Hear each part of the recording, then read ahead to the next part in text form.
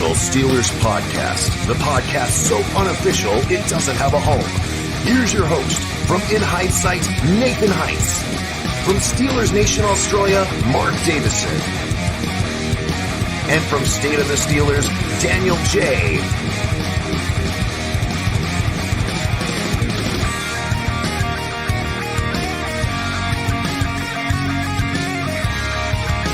Here we go! Ladies and gentlemen, the Unofficial Steelers podcast is alive and well. Good to see you guys in the comments. We are back for another episode, everybody. Myself, Daniel J. Daniel, good to have you back on the show, man. It's been a couple weeks. What have you been up to? Not much, man. Not much. Just been working and doing my other podcast for the most part. I'm also a podcast host for Steel Curtain Network, and so I've been doing the Hangover out there on Mondays. I have an audio only Steelers episode that comes out weekly on Saturdays, everywhere you find your podcast. And I'll be honest, I haven't done anything for State of the Steelers in a minute. During Turkey Show, I've been grinding it because it's just been so much time. Yeah, a little bit so there, but it's been pretty good. There's been a little bit of news here and there. Right now, there's some sort of rumor going around that running back Kareem Hunt has been named in connection with Pittsburgh. Yeah, I don't know, some sort of rumor. I don't buy it either. I don't think there's a. Yeah. Is he still a member of the Browns? He still is, right? He's still under contract. No, he's a free agent. Oh, is he? Yeah. Huh. I mean, if Anthony McFarland has like a setback, then maybe perhaps I can see something there, but I don't think there's a connection. No, I think I like Jaylen Warren a lot. And what I mean by setback, I mean injury. And I think that the difference between like Anthony McFarland and Jaylen Warren and Najee is that Anthony McFarland has that, home run ability, that speed, that breakaway speed. When healthy, Kareem Hunt had that ability as well. So I can kind of see somewhat of a connection there, or why some people would make that. But I don't think that that's the direction the Steelers want to go. Yeah, I don't really think there's been anybody credible to confirm that. True story. I just saw it right now on the interwebs. Yeah, you're going to find a whole bunch of freaking crap on there. So, I don't know. Time will tell.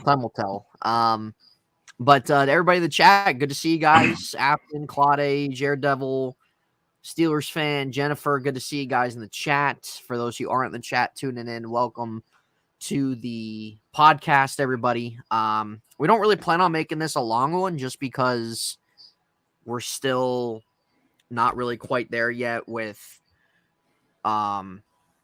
different things of conversation to ultimately have a longer show. But we're going to talk about a few things, guys. And one of the things that one of my favorite sayings is fall is in the air. Fall is not in the air yet, but football is in the air. And we are officially on the road to training camp that starts the end of the month. And then before you know it, we will be watching preseason football on our televisions. But I could not have waited until I was so excited till the 4th of July was over, dude. I've been counting down May to end, June to end. I hate those months. Freaking bland, boring. Nothing's going on. With July, you still have a little bit of summer. Still do your cookouts. Football's around the corner. It's the lead way to fall. And can't freaking wait. So hopefully you guys had a good 4th. Daniel, was your 4th good? It was all right, man. We didn't do too much, to be honest with you. The dogs, we got a few of them. They're not a big fan of the fireworks, and so majority of the night we spent our time trying to make sure that they weren't, getting riled up. And then we also have our, little baby, our little girl, and so we took her outside. She saw a couple of them. She didn't get scared or anything like that. So super proud of her on that aspect. That's good. Yeah, she's growing. And so, took it in early, with the baby, you kind of got to get your sleep when you can, you know what I mean? So, Yeah, I would say I know what you mean, but I don't have a child, but I understand what you're saying. Well, maybe one day you will. Well, possibly that could be in the plans. George, Manny, Joe, what's up? What's up? Good to see you guys. So Daniel, how do you feel right now? Do you have like a certain excitement level in terms of that? This is the last month without football. That training camp starts the end of the month. Are you still kind of more a little reserved back? Like you're not really quite there yet in the sense of the excitement levels for football yet. I mean, for me right now, this is probably the most, where I'm the most optimistic. You know what I'm saying? Like it feels like Yeah. every move that the Pittsburgh Steelers have done is right. It's perfect. It's going to work. We don't know. You know what I'm saying? That's the way Yeah. we all feel right now, right? Yeah. And I feel that they've made the moves. You look back at what the Pittsburgh Steelers did last season, and after the bye week, and how they were able to go 7-2 down the stretch, and it possibly could have been even better had Pickett not getting injured against the Ravens in the first game, and Mitch Trubisky threw 3 interceptions, which threw away the game in the season. Right. Those things don't happen. It's a different conversation.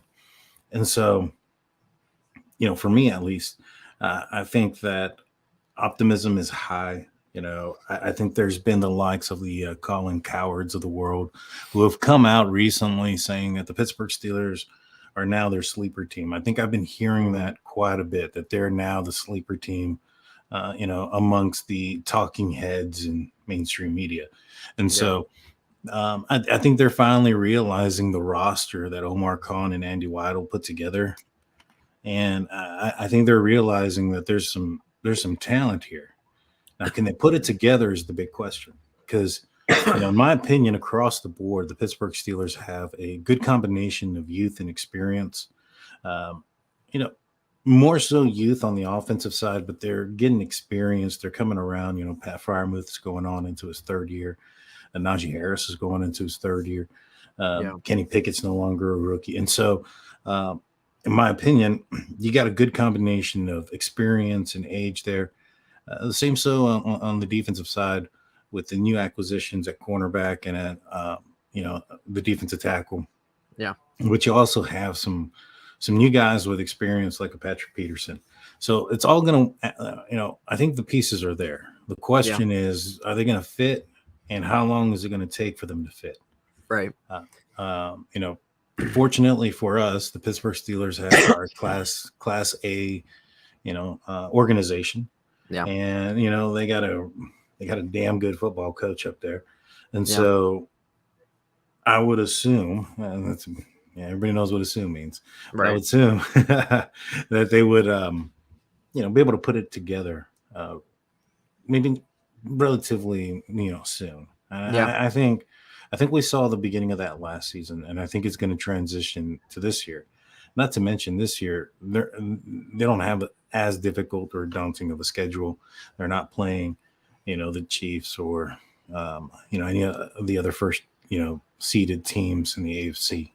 So, I hear you, man. Yeah, I hear you. And I think all Steeler fans should have some level of optimism. Now, it really, when we look at the landscape of sports and when teams make certain moves, whether it's a team you like or could really be any team that makes some that's active in their free agency period or making any kind of trades or stuff like that. We know there's usually at least something that's not going to work out that they did. There's at least going to be something that the Steelers did this offseason that's not going to work out this year. What do you think that would be? What do you think? What terms of possibility levels, or probably the highest percentage of something not working out, a draft pick, a signing, something not working out this year? What do you think it's going to be? Well, I got 2 answers for that. The first answer is that it doesn't matter. Everybody's going to blame Matt Canada. Mm-hmm. And it really doesn't. Everybody's going to blame him anyways. And the second thing is, in my opinion, the biggest question mark is going to be on the defensive side. You have a completely overhauled middle linebacker position.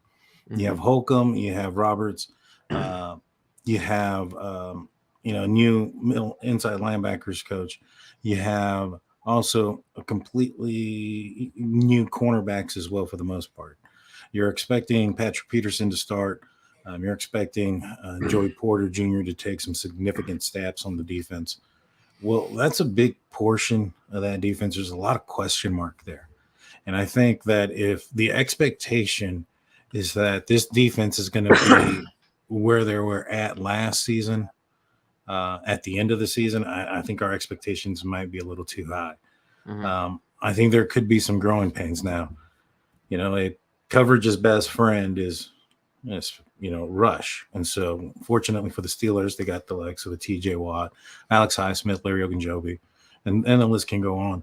That can apply pressure going up from the front. And so I think that the Steelers can apply pressure and allow the rest of the defense to build that chemistry. I think they can end up being a pretty good unit by the time it's all said and done.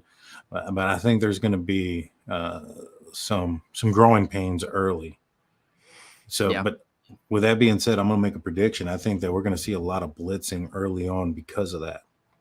Okay. Yeah, it's definitely reasonable. I see where you're getting at that. I think we know that inside linebacker has been their biggest problem for the last several years. And we saw that last year. We saw that the year before. They drafted Devin Bush to try to solve that problem. Signed John Bostic in 2018, and none of it's worked out. So it's probably, in terms of really what they've done, it's probably more likely the inside linebacker position doesn't work out again, just because you have like 3 different guys playing there that you haven't had. So I don't know. Like maybe one will work out, but it's kind of hard to expect like both your starters to work out at that spot. But I don't know. Maybe they will. I hope so. Well, I mean, to add to that, the Steelers have brought in inside linebackers like Alexander, so that tells you if they're still shopping around, maybe they're not still themselves aren't pleased with what they have yet. Yeah, they might not be done, but the guys they got right now, like just them being all new, it's odds are that not all of them are gonna be a good signing. Right. Well, I mean, what I'm saying is if they're still shopping around, that means that there's probably, it's not up to the expectation that they're wanting right now. If the inside linebackers, were as fluid or, the speed was there, or maybe perhaps Holcomb's injury, maybe it was, where it's not, maybe perhaps it's a little bit behind. Yeah. Would be reasons why they would be doing that, in my opinion. I don't think they would go out there and bring in other inside linebackers if they were happy with what they had. You get what I'm saying? And when it comes to the cornerback position, you got Patrick Peterson, who's 33 when the season starts. How comfortable are you with that? I'd say not like a level of great, but let's put it as I feel okay. About it. Yeah. So like, it's more so of, okay, with him being 33, like we know him at 32, he was pretty productive last year. But will he have a little step down now after another year? Or I know that he's struggled more so. I think it was I forget, it was either man or zone coverage last year. He struggled in for Minnesota. I think it was actually a man because of his speed. I think he said he was doing I think he said he was doing a lot better in those, zone type of stuff. So I'm interested to see how they're going to use him, because he's been very vocal about that. He's been an advocate for that, playing in different spots in the secondary. So I'm excited to see how they do that with him. But yeah, I'm optimistic in the sense that I don't think that he's going to be like much of a drop off from what they've had last year. I think he's going to be stable. I think that's what, I don't think that he's going to be nor should anybody think that what he used to be. But I think like most people, in terms of how he's been his career, like he's never really been a guy that's gotten hurt. Big Blue, what's up, man? One of Daniel's buddies, Big Blue. What's up? Double B. He's a superstar, man. That's Big Blue. Yeah, I've heard that's the word on the street, man. It's the word on the street. It feels weird saying, "Hey, what's up, Big Blue?" or "Big Blue in the house" or whatever when we're talking Steelers, because Big Blue is usually like what the Cowgirls, and so dude, Big Blue looks like he'd be a Raiders fan. Nah, dude, he's a Bears fan. Bears fan. He looks like somebody that would like the Raiders because of the makeup. No, I think just because makeup. Yeah. I don't know. Some people sometimes you can look at people and just kind of get a vibe of like what they like. Or who they would like. And I feel like looking at Big Blue, he'd like somebody that like a team on the West Coast or something. Yeah, I can see what you're saying. I can see that. Yeah. But he's a good guy. Yeah. Well, good luck with the Bears. But he's got Claypool, man. They got Claypool. Yeah, you got Big Play Clay, man. Big Play Clay. The model. He's modeling. America's Next Top Model, Chase Claypool. True story, my man. True story. So here's my thing, though. So the Steelers go and get a Patrick Peterson at 33. How did you feel about Joe Hayden? Would you have rather had Joe Hayden another year? I think he was going to be 33. Yeah. Versus 33. Dude, I definitely wanted him to come back, man. Mm-hmm. I wanted to see Joe Hayden back one more year for sure. I did too. But I don't know. I think it was something that he just wanted some more money. Yeah, and he wasn't getting it, and just decided to call it wraps. But when they signed Joe Hayden, though, like he was like 27 though when they signed him. Yeah. So he was still relatively young, still in his prime. But I don't like the age narrative that some people will play. Like people, oh, dude, you got Patrick Pearson who's 33. Okay, if he plays well, who cares? Right. Like, dude. Yeah, I don't like that age narrative. Sure, like, can it come into play? Like, sure. But, dude, if you can play, I don't care how old you are. Yeah, I really don't. Yeah, you're right. I don't care how old you are. If you can play, you can bring something to the team, you're productive, I don't care. So, I don't really think Peterson's going to be much of a drop-off. I think he's just going to kind of be a stable guy for them. He might have a few interceptions or something like that. We'll see how they use him. I don't know. I feel like their secondary is a little bit of a mystery right now. Like, where's Kazi going to play? How often is he going to play? What do they do with Keanu Neal ultimately? Where's Patrick Peterson going to be at whenever they move him around? Is Joey Porter going to start week 1? Is Shannon Sullivan going to be the slot guy week 1? So there's some questions there. How comfortable are you with the slot cornerback position? Not very comfortable. I don't like it either. Yeah. I don't like Sullivan. I think he even graded out worse than Arthur Mollett and coverage. Mollett wasn't anything special. Right. Yeah. Arthur Mollett was more of the, he's going to put his body at risk and go make a tackle. And apparently, I think it was DK Sports that had talked about it, said that they felt that that Arthur Mollett was going to try to go get some money somewhere else. Well, nobody signed him. Works. Yeah. Nobody signed him. Sometimes the grass isn't greener, bud. That is very true. True. I mean, yeah, slot corner, like, and it's hard. Like, dude, and here's the thing too. That's something that I don't really buy into, and I don't really like when it comes to sport teams. It doesn't have to just be football. It can be basketball. It could be MLB. That when you like analyze a team and you're like, oh man, like there's still a few holes. Every team's going to have holes. Every year, teams are going to have holes. Going into the seasons, teams are going to have holes. At the end of the season, teams are going to have holes on their team. That's the way it is, because you're not going to get production at every single spot. You never are. Doesn't matter what team you are. All 32 teams in the NFL, since we're talking about football, all 32 teams have holes on their roster right now and are going to end the year with holes on their roster. That's just how it is. Now, it's a matter of how much you minimize those holes. So how big of a hole is the slot cornerback for the Steelers? Can it be something that can be overcome, or is it going to be something that freaking burns the crap out of them this year? I mean, the issue is you got some teams in the division that have some pretty decent wide receiver threes and slots. Yeah. And, you're going to have to utilize that position to cover those players. And so, I'm not comfortable with it, but, Yeah, I hear you. there's a good possibility there's more cuts that are come out, 53 Yeah, cuts. they could always surprise sign cuts. somebody too. Like once those cuts happen, because this year, Claudia says no corner is worse than Arthur Millette. No corner is worse than Arthur Millette, and if so, damn. So damn. Yeah. Well, yeah, Arthur Millette didn't really offer too much. But like he made. Did he make a few plays last year? Yeah, he did. But he's not somebody that you're going to look at and be like, yeah, he's a solidified starting slot cornerback for our team. right. He's always going to be that type of depth, number 5, number 6 corner on your team. That's just the reality of it. 100%. At least right now for him. But dude, like why? I still don't understand, because they were able to, when they did not bring back Mike Hilton, I know 100% they were able to, because he didn't even get that big of a contract. No. So maybe he just wanted to change the scenery. Or maybe he didn't like the way negotiations went with the Steelers and stuff. Maybe they didn't offer as much as Cincinnati, but he still didn't get a big contract. They could have matched that contract. I mean, that's a possibility. I mean, there also could be the, he could also be looking at a couple of things.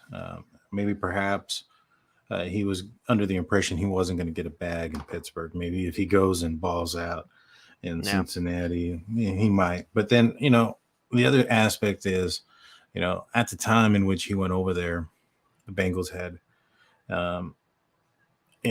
well, no, I don't think so, because Burrow was just, a rookie, I think, right? When he went over there, it was his rookie season or something like that. Second year.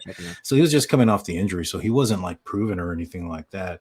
So I'm not thinking that he was going there as some sort of like, oh yeah, they have Burrow and they have a team that can compete. I think that many people were surprised with, how well the Cincinnati Bengals did in Burrow's second year. Right. I was. I felt that early in that season they looked like the same old Bengals, and then it just seemed like the ball kept bouncing their way. And so, maybe perhaps he felt that he could get a bag out there, and then, while he's out there, he sees maybe he's not going to get a bag, and but that he has a possibility to, compete. They are a decently good team. You got to give them their credit. But I think it was that aspect, the financial things, and perhaps maybe, feeling sour, about the way negotiations may have gone. That's quite possible. But do you think the Steelers regret not keeping him? Definitely. I would think they have to. Dude, he was such a baller for us, man. He was so good. Every year, ever since he came to the league and undrafted in 2017, he was good for us. Yeah.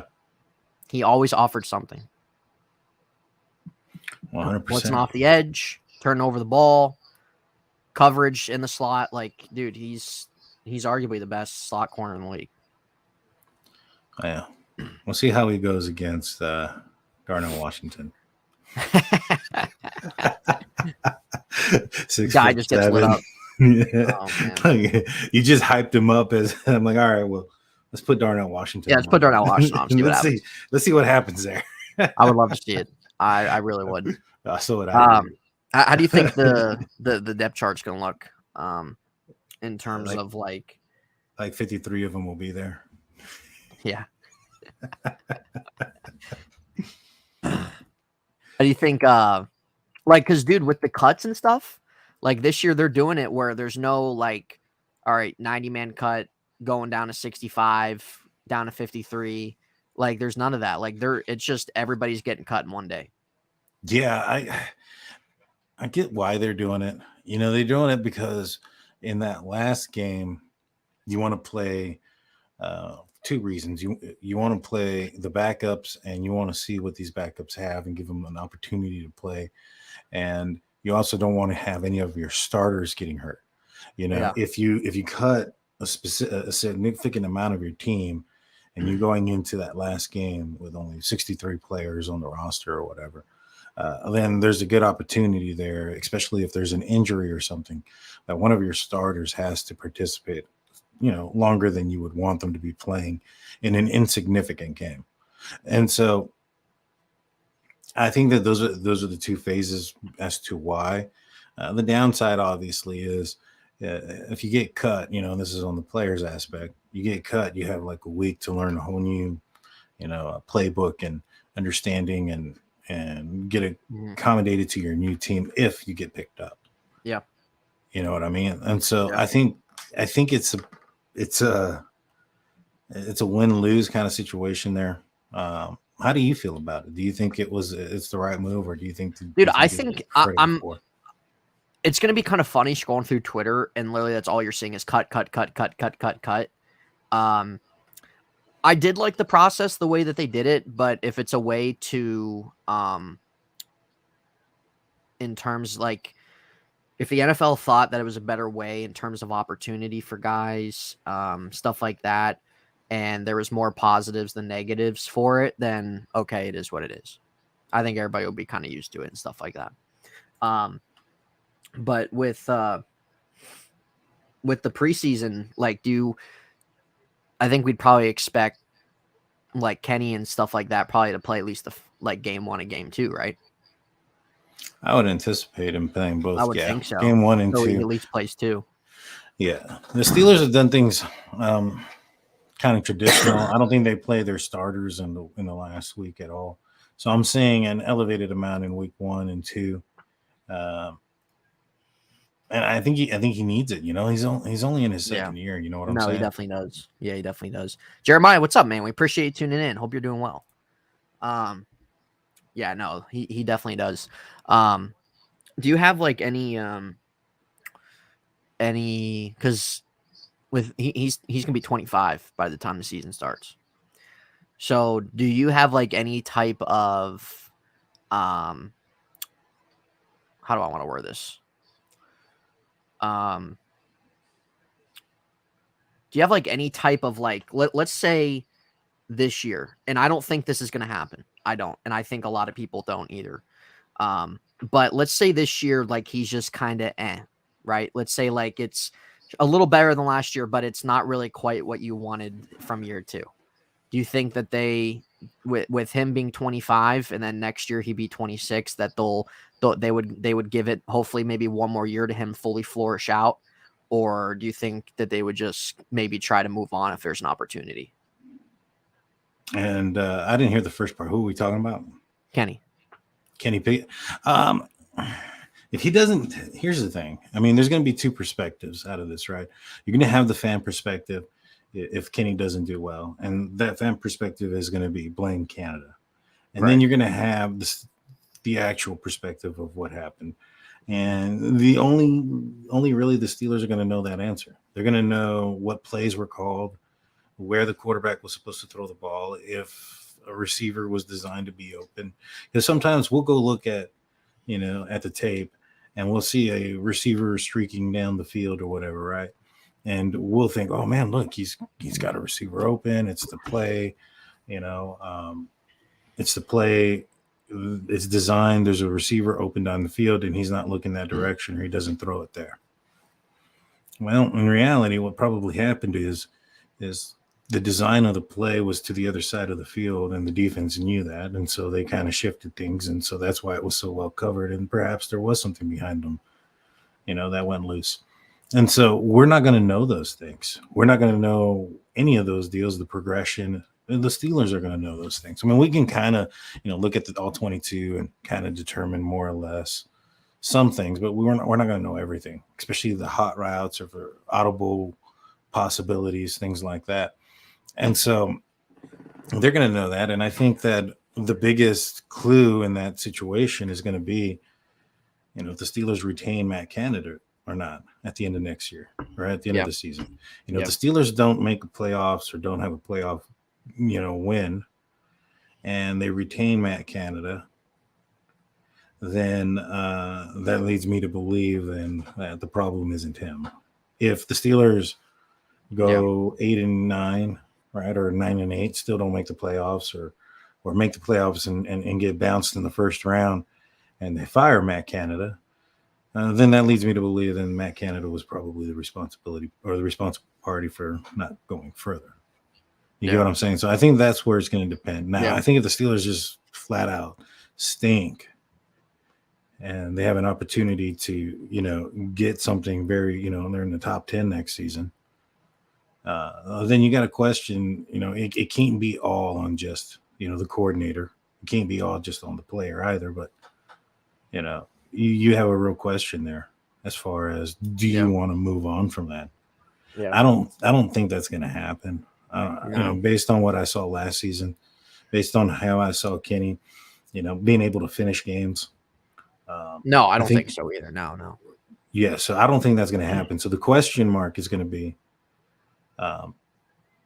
if they go, 9-8, make the playoffs but don't win a game, or if they make the playoffs and win, and the Steelers are we're gonna find out our answer at that point.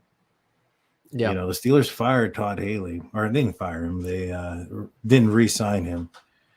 After 2017. Yeah. They made they were first in, I think they were top 5 in points, or top 10 in points, top 5 in yards. I think they had the best record in the NFL that year. And on top, scoring almost 30 points a game. And I guess because it just didn't mesh right, or it didn't work out. Yeah. They didn't win a playoff game. That's what it was. They didn't win the playoff game. No. So long, Todd. Yeah. Yeah. So, yeah, I don't think that's going to ultimately be a reality. But I think more people are confident in Kenny having a good transition into year 2, and everything. But let's say that the Steelers win 10, 11 games. Okay. But let's say the offense still leaves. Like Kenny's doing fine, Najee's doing fine. But let's say just in terms of like game by game numbers, when you look at really what's being left on the field. Let's say they win 10, 11 games, but there's still a decent bit to be desired there on offense. You think Canada still goes? Even if they win 10, 11 games, but like the offense still didn't really move the needle? Well, it depends. I mean, like, you don't need to score, 30 points a game if your defense. Well, let's say they average like 22 points a game when they should probably be hitting 24, 25. Right, but I think what the difference is, let's just say they're playing to their identity, right? Which right now is running the ball. So that would be possessing the ball and controlling the clock. Now, if they're able to, stay true to that, that's going to limit the amount of possessions that they have. And so that's going to limit the amount of opportunity. So it's going to come down to success rate. Yeah. How many times, do they have the ball? Do they score? Because if they're holding the ball and their time of possession is through the roof and they only have, like 8 possessions throughout the entire game, and you end up getting 3 scores out of that, out of you get 3 drives. That's more. Well, let's say you get 4 drives, you get 3 touchdowns and a field goal, and you're scoring 50% of your possessions. You're still at about 24 points. Now, if if one of those if you end up getting like 2 touchdowns and 2 field goals, you're gonna have to be really effective in that type of performance. Which was why I think last season the Steelers ended up had struggled so much, is because they weren't that effective. They had to capitalize on their opportunities. Instead of scoring touchdowns, they scored field goals often, which allowed teams to stay in games and things to be very close. And a lot of those games they shouldn't have been. And so you're going to have to see something like that change. But if the Steelers are scoring about 25, 20 points, but they're possessing the ball and they're holding on to the ball for a significant amount of time and the defense is doing their thing, it sounds like a winning formula. Now, I understand a lot of people are going to be like, hey, we want 30 points a game, but there's only 60 minutes in a game and there's only so many possessions. This is what I'm trying to say. So it depends on how they play. Now, if they're going out there and it's like 3-and-out city and it's like, early on where they had 15 possessions in a game, 16 possessions in a game and only were able to score 18 points, that's a problem. Yeah. You get what I'm saying? So it boils down, for me at least, to success rate. and if they're playing to their identity. Mm-hmm. What do you think? No, that makes sense. Yeah, I can get behind that for sure. Think that when we look at the grand scheme of things, is that I think even if the Steelers have a successful season, I'm on board with what you're saying. I am like I think that's a great way to look at it. I guess more simplified for me is if their identity's rolling and everything like that, but they're still leaving opportunities off the board.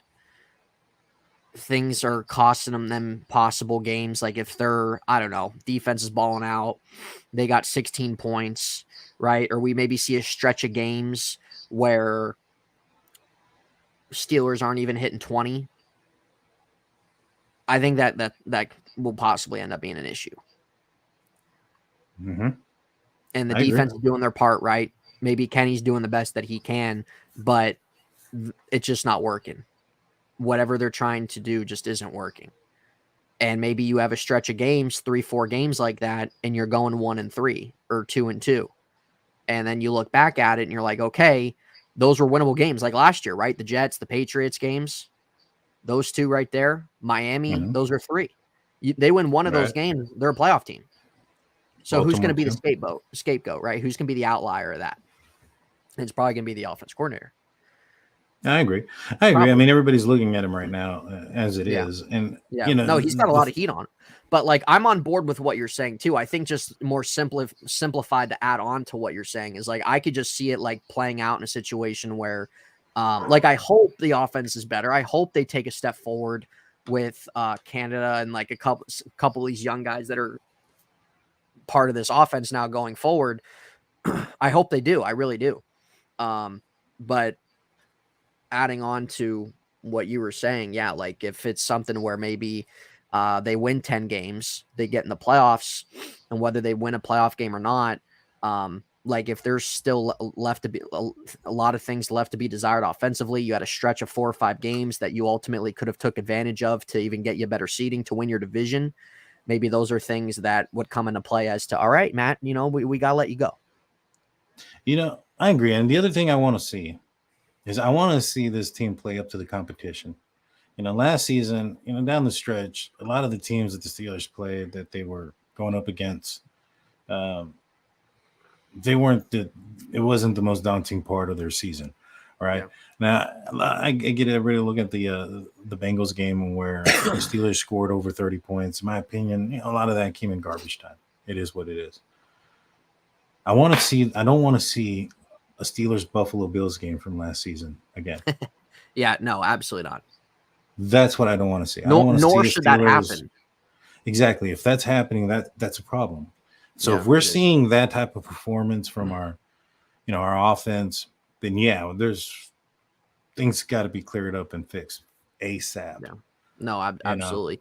It's okay. If you're going to have a game like that last year, maybe it made sense because you had year 1, year 2 guys playing, and you had guys on your offensive line that were young or just kind of came into the mix.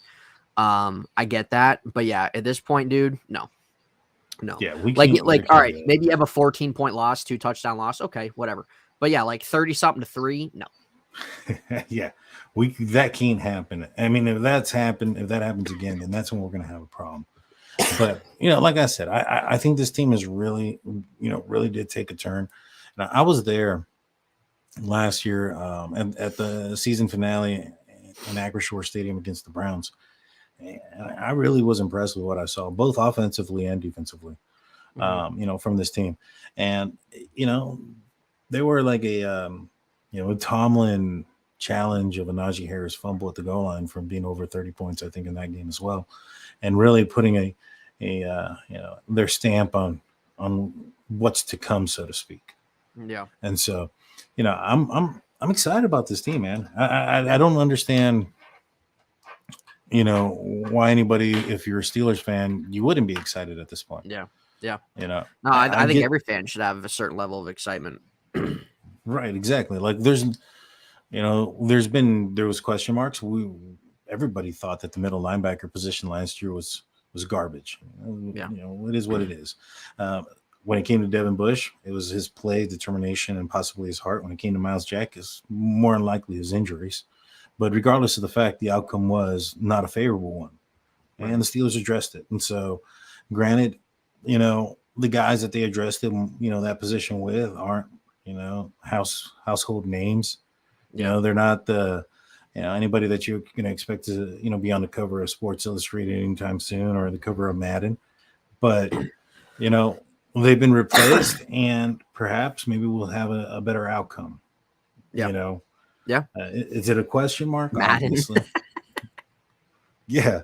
I don't think they're going to be on the cover of Madden anytime soon, but you never know. No, you don't. You don't ever know. Imagine this time next year I'm eating my words. So yeah. That would be good. That would be good. Yeah. If you had a Holcomb on the cover of Madden. I mean, what would he have to do? Like three pick six, like oh god, I mean, dude, that guy would have to have an all-time all-pro season. Yeah. It would be a good thing if he ends up being there. Yeah, no, it definitely would. It definitely would. Is it gonna happen? I'll put my money on the house. It does not. But yeah, so yeah, dude, I hear you. Like we're pretty much on the same page. Where if there's a certain issue in the season in terms of what would it take for Canada to be gone, yeah, and everything, and he's ultimately my biggest concern this year. I just hope that he just adds new stuff into his playbook. I really do. None of us ultimately know how much hold Mike Tomlin has on the offense, but I hope that he's really able to look back at last year and maybe look and take away maybe some things some other teams are doing and try to implement, maybe put his own mark on it, in terms of how maybe you can get the offense a little bit more kick started, or especially just your red zone problems, because that was probably their biggest thing. Like that was just 100%. Such an issue. That was just such an issue. Matt Canada, Matt cover. You did. Could you imagine that? Give Devin at the Here We Go show a follow, guys. He hops on the channel sometimes, so give him a follow. He's kind of been switching up his content, but big Steeler fan himself. Kenny Pickett, impersonator himself. So give him a follow. Jennifer asks, do you think with as much Allen Robinson's working with Kenny, it will help Johnson step up or step back? That's a good question. I think it'll help him step up. I think Dante Johnson's an excellent competitor. I think he's probably a better receiver than what we give him credit for. Mm-hmm. You know what I'm saying? But yeah, I think that Allen Robinson is going to be more of that Jericho Cottrey veteran receiver that's going to be a leader on this team. Versus the guy that's going to try to take over the wide receiver one position. Yeah, I think he really knows kind of his role at this point in his career. 100%. All right, Daniel, I'm gonna play a little game with you, and then we're gonna head the heck out of here. All right. Let's do it. All right. So I'm gonna play two different games. The first game I'm gonna play is I'm gonna go through certain players, and I'm going to. You're either going to buy or sell it. So you're going to play a little buy or sell here. Okay. Steelers edition. Let's do it. All right. And you guys can let me know in the comment section too. You guys in the comment section, you guys can play this game with us. All right, Daniel, buy or sell here that Joey Porter is going to be a starter week 1 on the outside across Patrick Pearson. So. Okay. Not week 1. Okay. All right. Buy or sell that Dan Moore is going to start week 1.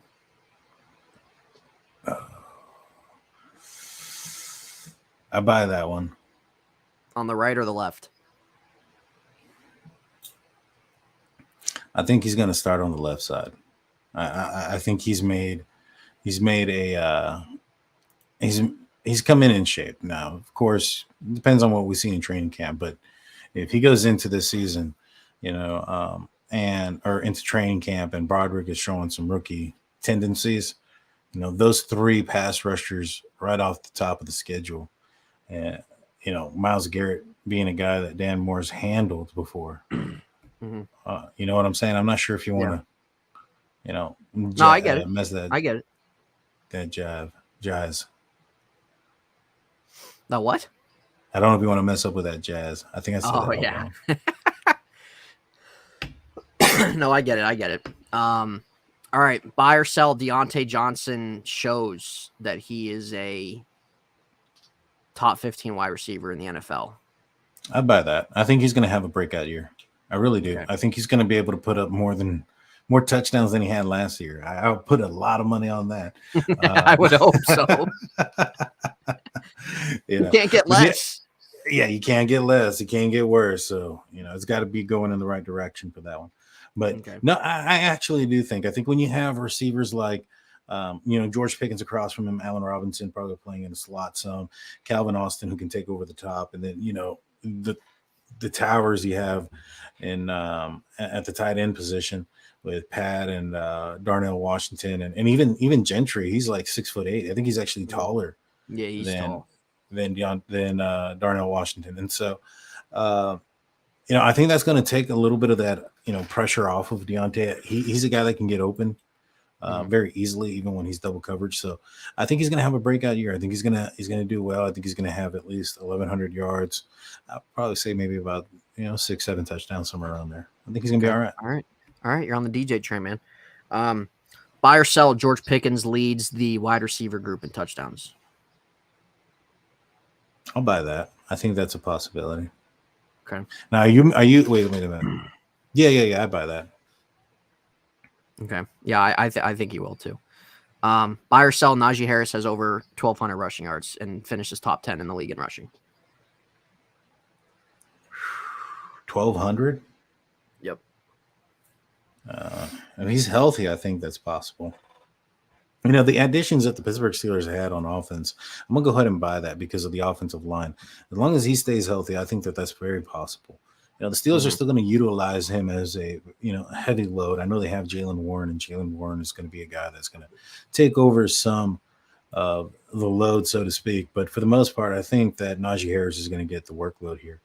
And, 1,200 yards on a 17-game season. A guy that's as durable as he is, knocking on wood. I'm going to buy that. Okay. All right. Now I'm going to give you one more buy or sell. And this is probably the ultimate one that I could possibly give you right now. Buy or sell, Steelers win a playoff game this year. I'm going to go ahead and buy that, man. I think the Steelers are going to be a big surprise, dude. I think the Steelers are actually going to compete for the North. I think they're going to they're going to be competing with the Bengals for the North. Okay. And I know the Ravens have made some moves at the wide receiver position, but they still have the same quarterback. Yeah. I'm not. Yeah. I'm not on the Ravens train either, man. Like, look, I respect them as an organization. I do. They're always competitive. They're ran well. I don't trust their health. I don't trust their health of all those guys that they got on offense, from their line to their quarterback, to their running backs, to their wide receivers. I don't trust it. And I don't really buy into them having really a prolific offense either. I really don't. And their pass rush sucks. So I don't. 100%. Yeah, I don't really care. And then before we transition here in my other game here, Devin wants to know and wants your elaboration on why you don't think Porter is going to start week 1 at least. I just feel that you're going to have Levi Wallace on the outside. He's done well. He had 4 interceptions last year, if not more than that. I thought he played well, especially down the stretch. He plays well with Minkah Fitzpatrick. There's chemistry there already. There's chemistry. Replacing Levi Wallace and having Joey Porter Jr. there with Patrick Peterson. That's 2 outside cornerbacks, brand spanking new to this, secondary. Not to mention that Terrell Edmonds is gone, so only having Minkah Fitzpatrick back there, I think that's a lot to ask. Yeah. And so I think you're going to want to have some sort of chemistry and some sort of camaraderie that's already back there. And like I said, I think Levi Wallace and Minkah Fitzpatrick, they know each other well. They're both guys that are cerebral players. They're film junkies. They hang out together doing that. And so picking each other's brains and things like that. So I really truly think that Levi Wallace is going to be there for a little bit. I think they're going to transition Patrick Peterson from, being an outside guy to being more of that Swiss Army dude, to being in the inside as the slot, and perhaps even playing safety. So if anything, I think that Joey Porter Jr. is going to be replacing Patrick Peterson's position, not Levi Wallace's. And I think Levi Wallace is going to be there until, Corey Trice can really show that he can take over that position, which could be some time. Right. Yeah. No, I hear you. I think it's definitely possible Levi starts. I'd love to see Joey Porter start. I love to see that if he's earned it. Yeah, I'd love to. Like, I think everybody's rooting for him, but yeah, Levi Wallace. Like the thing with him last year. He was just banged up here and there, man. He was, and when he was on the field, I liked his play more than I didn't. 100%. And like I said, if training camp comes around and Porter's just this guy, you know what I'm saying? Yeah. Then you can't take that off the field. So. No. You do what you got to do. But I think if it's close, I think Tomlin's going to go with the guy that he knows what he has in. Porter hasn't put it on the field yet against, another pro athletes in a game that counts. Yeah. So we just got to wait and see, I think, really, with how that goes. Right. Exactly. All right, Daniel, last game I'm going to play with you here. This is going to be over under. Now, this is betting lines for Steeler player props this year going into the year. All right, betting lines. So over under, whichever one you think. 3,125 yards for Kenny, passing yards. All right, hold on. 3,000. How much? 125 passing yards.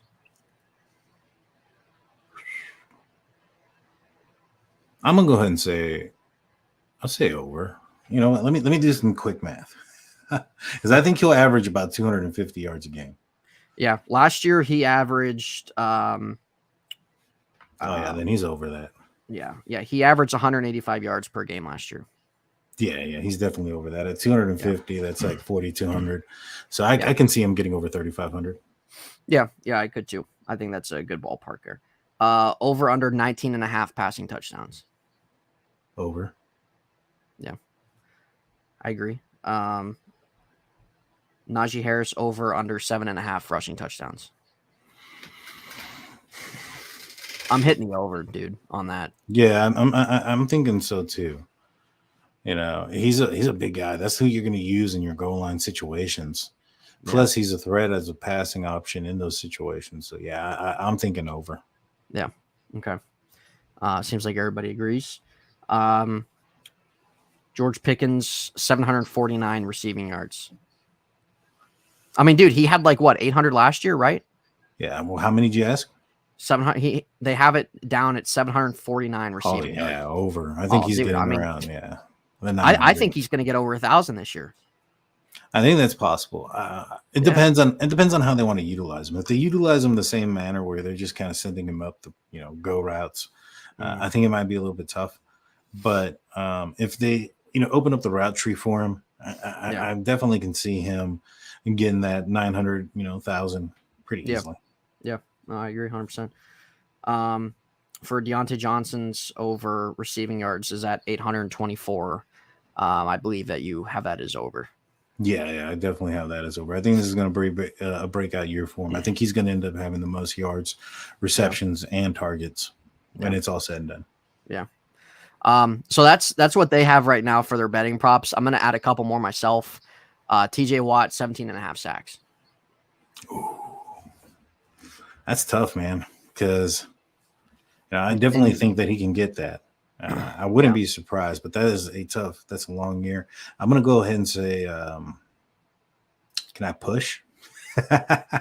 Technically, yeah, I guess. Right.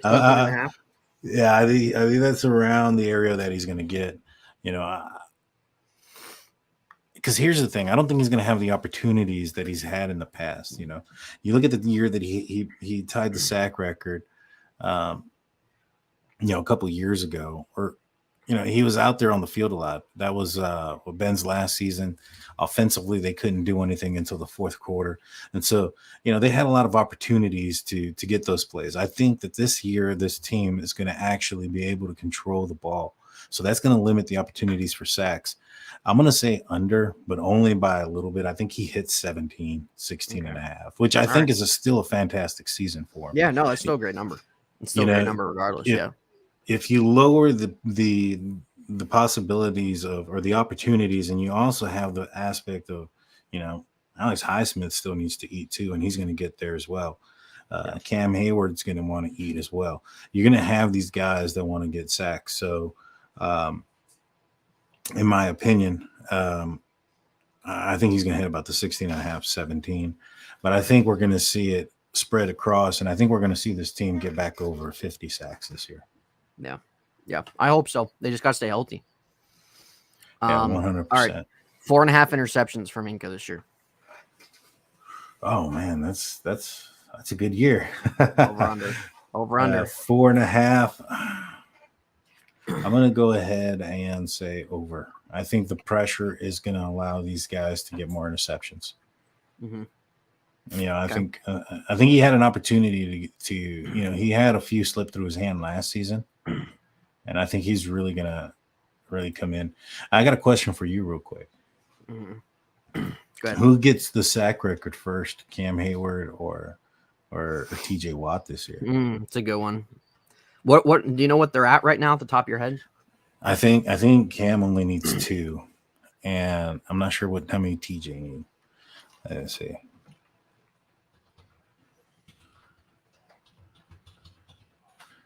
Let's find out. Oh man, okay. Where do I find that at? I got it right here. All right. So James Harrison's 80.5, Cam's at 78.5, TJ's at 77.5. So they're pretty neck and neck. Yeah. Claudia says TJ. I'm gonna say TJ does. You think TJ gets it? Yeah.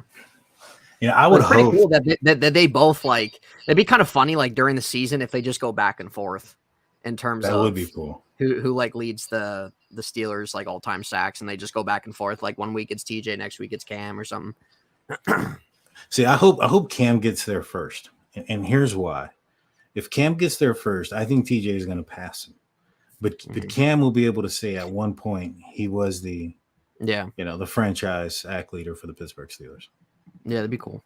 Whether it's a game or a half, it could be the first quarter of the second game, and then by the third quarter, TJ Watt has passed. yeah, even just for a split moment. Right, exactly. I just like Jennifer said, I hope Cam gets it and then TJ breaks it. Because once TJ gets it, I don't think he's looking back with it, man. I think he's going to continue. Yeah, I mean he still has several years too.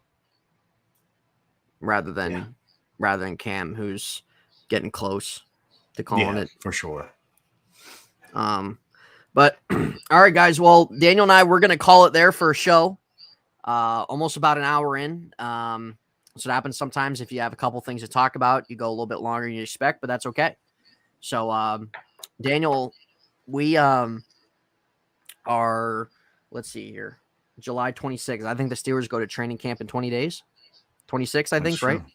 Yeah, I believe 20 days. Correct. 20 days. So it's the last month without football. Very exciting. And appreciate it, Claudia. Thank you. Good to see you in the chat. So I'm gonna be out of town. Yeah, and here he is coming in at the end of the show. Mason 2023. He might not even make the team 2023. So I don't know what to tell you. Jennifer, appreciate you tuning in. Good to see you. Good to see you in the chat. But yeah, so I'm trying to think here, and Daniel, we can kind of discuss this ourselves, but we'll definitely do a show before training camp, because I know we won't be able to do a show next week. So probably the week after that, we probably can, and we'll see if there's any anything that comes out that is more worthy to talk about. Devin, appreciate you tuning in, man. Appreciate you tuning in. We'll have you back on the show, especially as the season, once the season starts or seasons get closer. Yeah, so we'll probably have another show within the next couple weeks, guys. Just kind of keep an eye out on my channel and Daniel's channel, because we'll make sure to promote that when that's happening. But Daniel, anything else you want to say before we end it here on the Unofficial Steelers podcast here? Not much. I just want to thank everybody that stuck it through for the entire hour. Yep. We appreciate you guys. The next show will be on my channel, State of the Steelers. We'll be back on in a couple of weeks. Get excited, y'all. Get excited. This is a good time. It's a good time. It's a good time. Yeah, it's a good time, guys. Football's in the air. You know how we were talking about being a father at the top of the show? Yeah. And you said you don't know yet? Yeah. Well, you still got Z. So. Dude, Daniel, I told him we are going to have him on the show one day. Let's get him on. Well, we're going to have him on the show, and we're going to talk about the Steelers and the Ravens. Let's do it. Let's do it. And it's going to be one versus probably like 15 people. That'll be fun.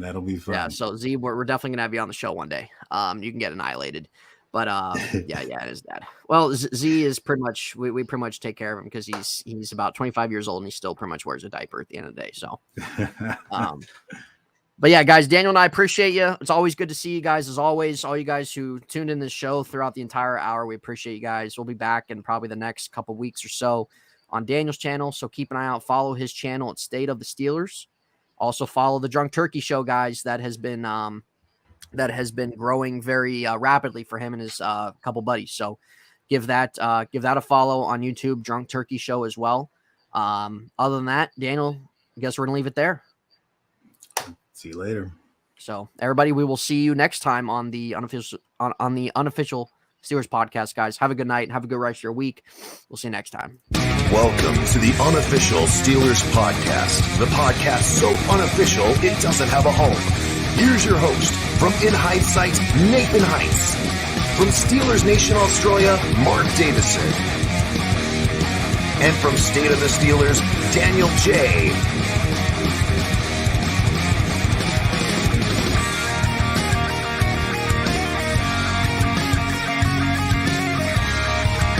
Here we go!